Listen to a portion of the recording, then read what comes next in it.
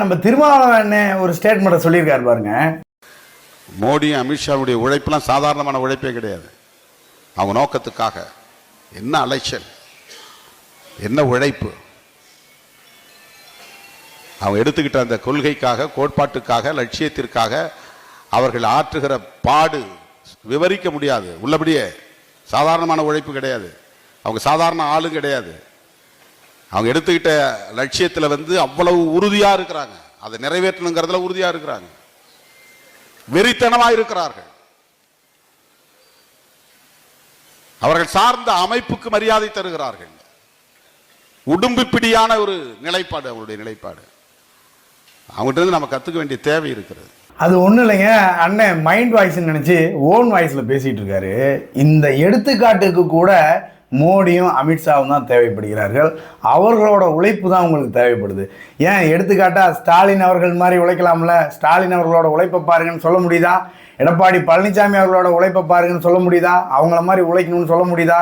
இந்த எடுத்துக்காட்டுக்கு கூட, உழைப்புக்கான எடுத்துக்காட்டுக்கு கூட மோடியின் உழைப்பும் அமித்ஷாவின் உழைப்பை தான் நீங்கள் எடுத்துக்காட்டாக கூட சொல்ல முடியும்.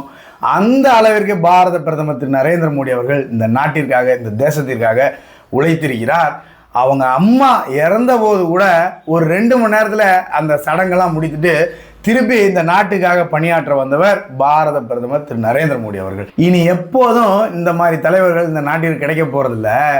ஆனால் திருமாவளவனை மற்றபடி மோடியை எதிர்க்கிறது அப்போ அதெல்லாம் நாடகம் தானே, நாடகம் தானே. உண்மையை இங்கே பேசிட்டு பாராளுமன்றத்தில், நாடாளுமன்றத்துல எல்லாம் நாடகம் ஆடிக்கொண்டிருக்கிறார்கள் எல்லாருமே. ஆனால் உண்மையாலுமே எல்லாரும் மோடி அவர்களுடைய உழைப்பை பார்த்து வியந்து நிற்கிறார்கள் என்று இவர்கள் மட்டும் இல்லை, உலக நாடுகளே வியந்து நிற்கிறது.